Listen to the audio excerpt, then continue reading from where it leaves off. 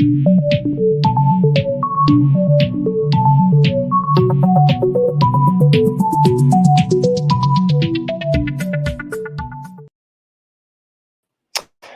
Cannasphere fam. Welcome to another episode of Cannasphere, live every single week on your interweb. Today we're coming to you live from our campus in the Vaal. It's nice and warm here. The sun is out. Summer really feels like it's here. September. Might go and grab a cocktail and sit out there on the grass. An infused cocktail. And if, of course, absolutely. We've got a lot going on. The industry just seems to be exploding, and there's so much conversation going on around cannabis at the moment. It's super exciting. Today we've got a special focus on cannabis report. We're going to look at apparently 1.8 million SA cannabis consumers spend 1.8 billion a year on weed. Wow, that's a lot of cash, which is not being taxed. That's a GDP right there. Yeah. Also, the average price per gram apparently is 45, whereas the average gram price in America is 156. You know you want to be here for the cheap weed. They get better in America. The world's lowest cost cannabis producer, so I'll be interested to hear more about that. Yep. And there's a big update that's come in, literally breaking news from the Northwest, which Brett will bring you in up to speed in a minute. What else do we have lined up? So we've got a conversation around South Africa is missing out on decriminalization and not legalizing, so we're going to talk about that. And also we see our local demand likely to increase by 20% over the next 5 years, so that's very interesting to see that. I guess Increase. Increase. Increase. I don't think it's going to decrease. It's all about elevation and getting higher. Sorry about that. And then also South Africa needs to worry about the biopiracy that's happening and protect our genetics. So we're also going to catch up on that too. We have to look after ourselves. Put ourselves first, always, so that we can thrive and prosper. Yeah. Anyway, without further ado, let's cross all the way to the Limpopo province, where Brett has the update on all the news, hip and happening things in the cannabis industry. My brother. Where has he gone? And there we go.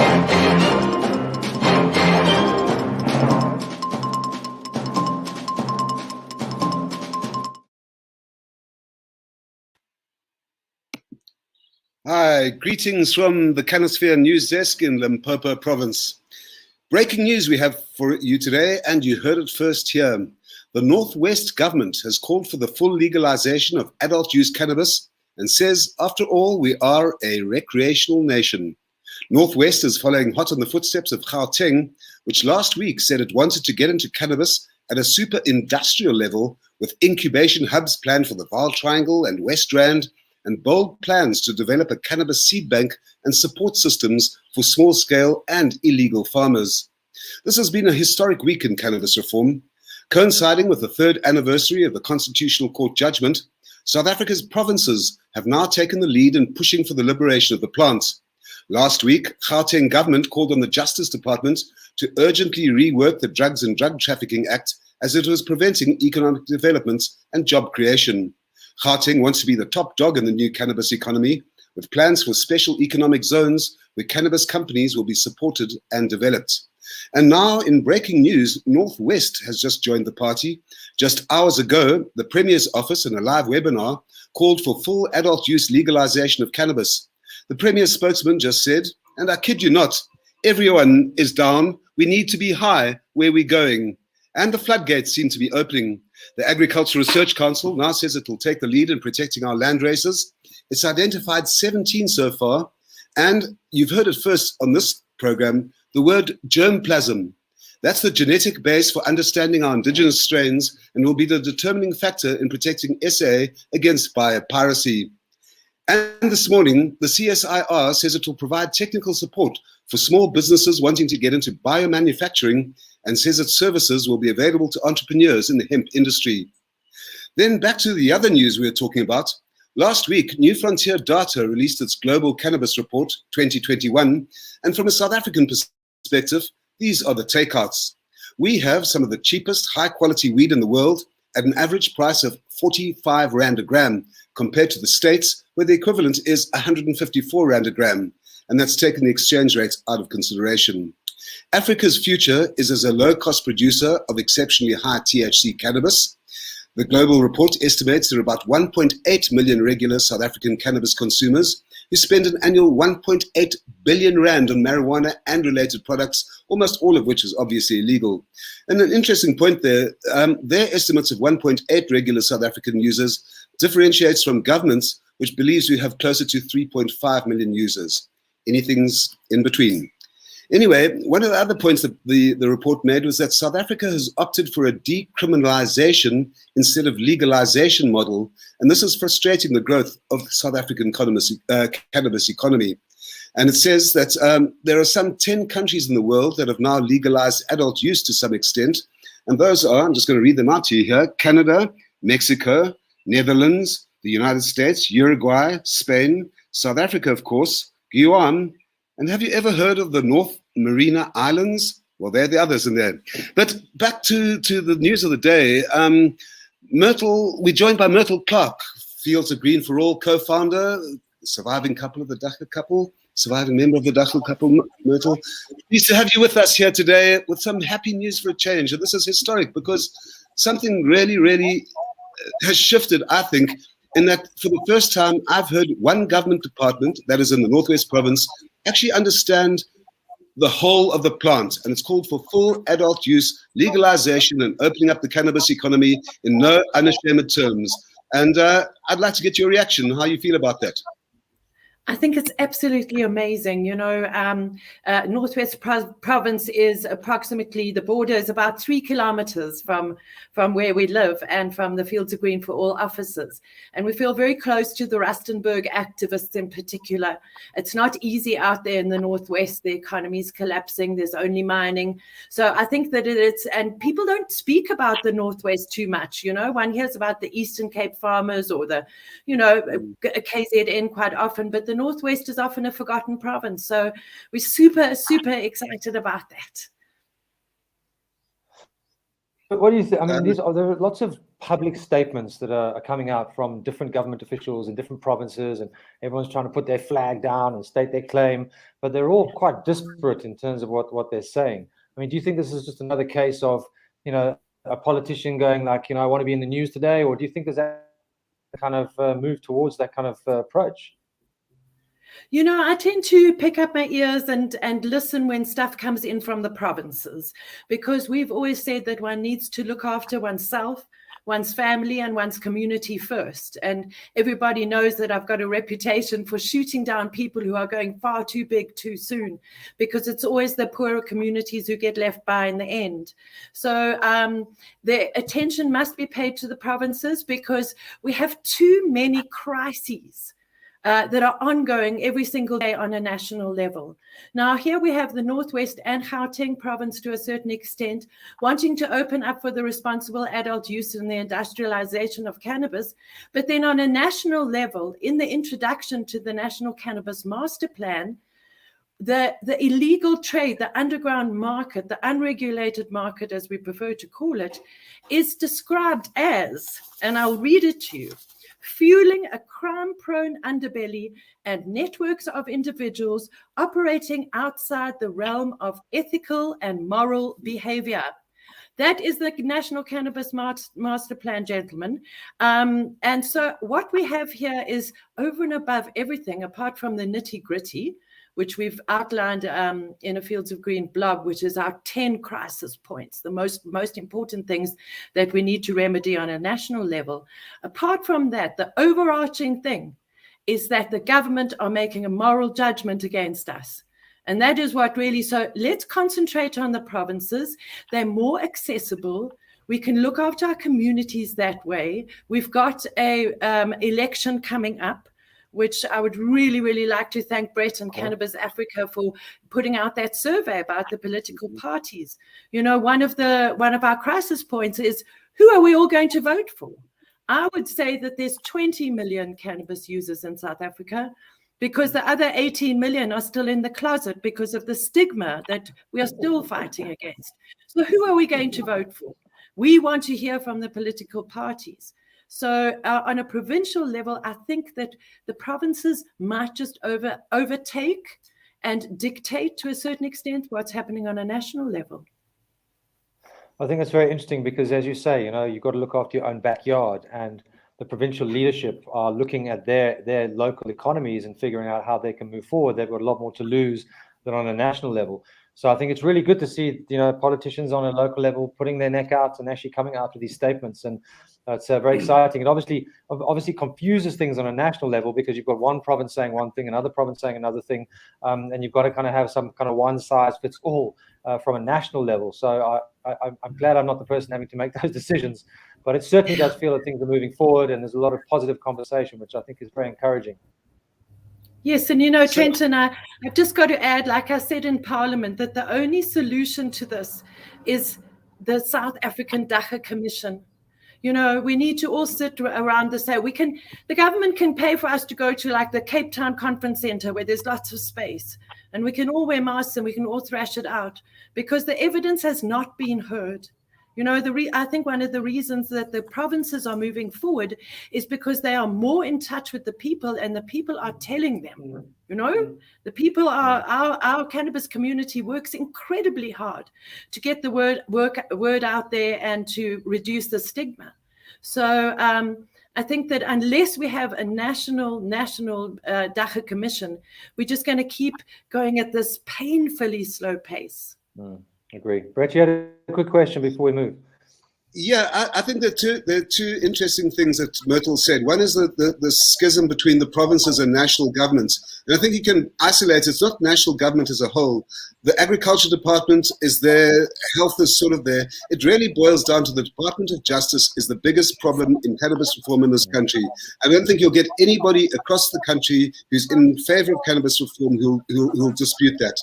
And I think that the other interesting thing is that I think that these elections coming up will be probably where the biggest contestation around cannabis is within the ANC rather than between political parties. I don't think that any political party is really going to is anti-cannabis. And I think this might make us world leaders in one of the first elections in the world at a municipal level where cannabis is not a kind of a party political issue, but more of a developmental issue. Yes, exactly. We have to see cannabis law reform through a developmental lens. We have to see that. Otherwise, we're not going to get a South African solution. And I think that has yet to be realized by the Department of Justice. And I'm not sure if anybody read the Daily Maverick article about our outgoing Chief of Justice's sermon at a church in the south of Joburg last week. And I think if we look at this morning, I listened to on 702 an interview with the Justice Minister, Honorable Ronald Lamola. And I think that these particular two men who yield incredible power are both incredibly religious individuals. So let's not forget about this moral judgment, because that is really what's holding us back. So Brett, yes, you're absolutely right. The Department of Justice is the problem. Absolutely, guys. Thanks for that. Very quickly there, please. Very quickly, Trenton, because that's very interesting about what Myrtle is saying about religion and judgment. Because the Northwest webinar this morning, they actually praised the Lord for cannabis. The NEC for Agriculture signed off praising Jah and said we're all from different religious communities, but the Lord has put this plant on our planet and we've got to use it. So, judgment can come from all perspectives from officialdom. So let's just focus. The problem is in the Department of Justice, as Myrtle correctly puts it. Yeah, absolutely. We interviewed Father Mark a few weeks ago, a priest from Oudtshoorn who consumes cannabis, and so it's amazing. It's very exciting, guys. There's all this conversation going on. We just got to keep driving forward. Myrtle, thank you for joining us as always, and for your support and for being here for the cannabis industry. We'll be back after this, but we're going to cross over to Cannasphere live in Joburg with Noxy. Noxy, that's correct. Let's do it.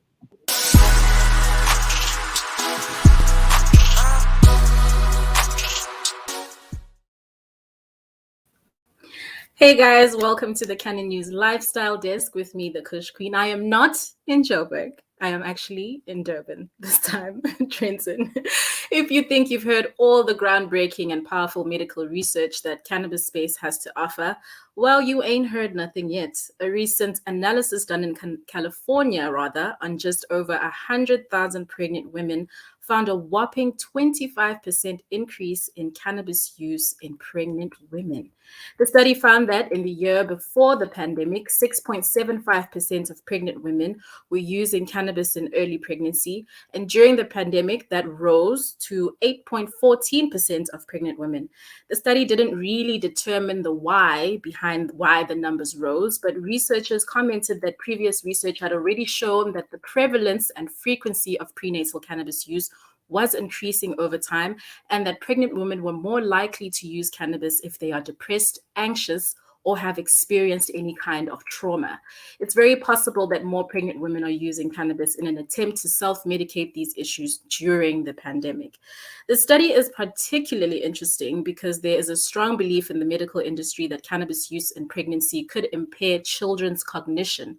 But in a recent study published by Forbes, researchers had this to say after reviewing hundreds of studies pertaining to cannabis use in children, eventually focusing on several dozen that addressed prenatal cannabis exposure and child cognition specifically.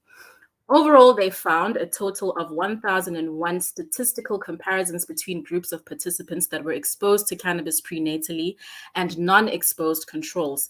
And despite analyzing studies spanning approximately 3 decades, they concluded the evidence does not support an association between prenatal cannabis exposure and clinical cognitive deficits. In general, the studies reviewed show that subtle differences in the cognitive performance between children who had been exposed to the drug prenatally and controls do not exist. But the conclusions drawn sometimes extend too far beyond the actual data. What we gather here at Cannasphere is that a lot of research still needs to be done on this particular topic, as it does involve children and babies. It comes as no surprise to us that cannabis is on the rise in pregnant women, especially because we know the plant has been used for centuries in communities like the Rastafarian community. It is still, however, very important to consult your doctor or your medical practitioner or herbalist should you wish to use cannabis during your pregnancy. And we'd obviously love to hear from you and your first-hand experiences. Have you used cannabis during pregnancy? Share your pre- and postnatal experience with us on Craft Cannabis TV YouTube page. Back to you guys. Yeah, it's a very interesting conversation and one that I've heard many times before. And I think one of the debates that comes into it is, if you're smoking cannabis as opposed to ingesting it. Obviously, smoking for when you're pregnant, we all know is not good. Yes. I think it'd be interesting to know what the stats are on that. But I certainly, it is a conversation that comes up on a regular basis. Would you use cannabis when you were pregnant? I actually did use it in my second pregnancy to kind of alleviate, because I had really bad nausea. And had I known in my first pregnancy that it helped that much, I probably would have gone for it than the expensive Zofra that they were giving me, which was like 800 Rand for 10 pills. And I needed 2 pills a day in order for me to actually make it through the day during my pregnancy. So cannabis was not only more affordable for me, but it even helped with my appetite and other things, and not just nausea. So I vote yes, and my kids are fine. My second one is so smart, so intelligent. And he's just a regular kid. You ingested it? Yeah. Yes, I used cannabis oil, and it wasn't CBD that I was using, mind you. Yeah. I was using THC and infusing it in an oil and taking that. So he's fine. Brett, I can see you are burning with a question or a comment there. No, I was hoping you weren't going to ask me any questions about cannabis and pregnancy, because I have no knowledge of any expertise therein. Well, what I do want to ask you about is to unpack this germplasm, was it? Yeah. Just please, what is that? Germplasm. Germplasm. So now get this. I had to cut out of this webinar with the Northwest government just to come onto the program now, as the Agricultural Research Council was coming online to give their view of how they're going to take the lead in developing a national seed bank and identifying South African land races that are worth protecting.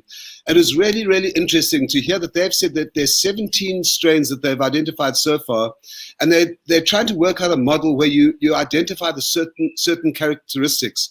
So germplasm is this word I've never heard before since Northwest this morning, is the kind of genetic base on which a land race will be formed. And then there are other characteristics that can be built up on top of that. But for the first time, we're seeing the science of what it means to actually protect a land race against biopiracy.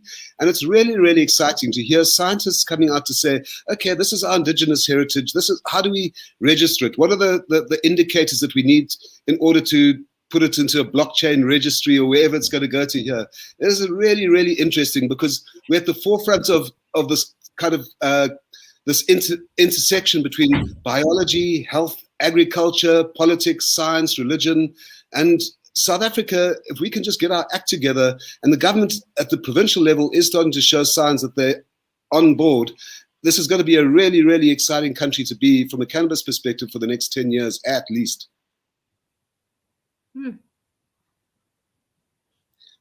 Trenton, what do you say? That's really awesome to hear, Brett, because this is something that we've been going on and on about for weeks now in our previous episodes about the protection of our landrace strains.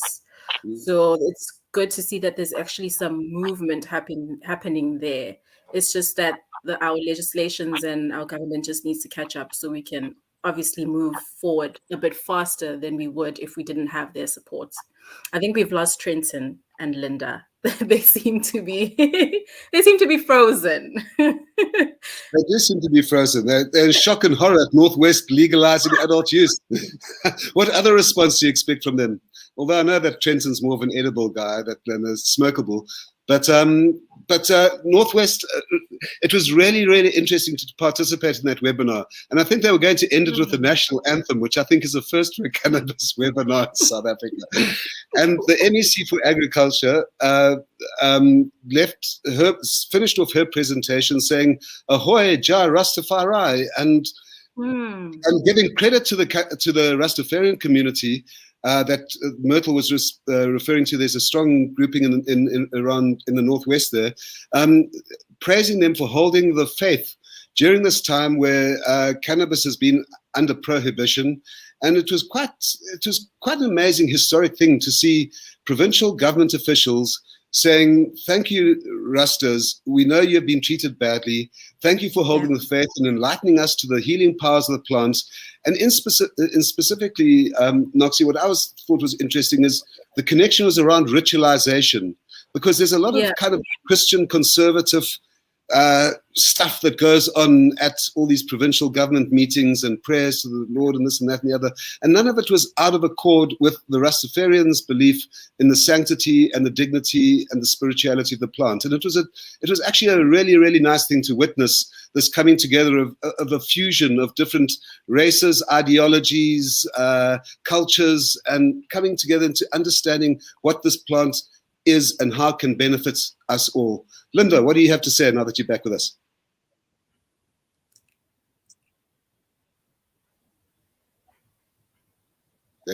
They're frozen again, Noxy. Is it just you and me?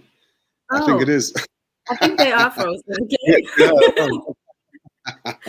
Well, that's all right. We I can think keep they're the just lagging a bit behind more than they are frozen. I think it's coming from an educational aspect. I think it's important for us to normalize. Frozen. Hey, Frozen. Noxy, I don't think they're normalizing. Okay. I think we should say goodbye. They're not normalizing. You see, I think we should wrap this one up, guys. It's a Val Triangle thing. Cheers, guys. We'll see you soon. We'll see you next week, guys. Thank you so much. Have a good one.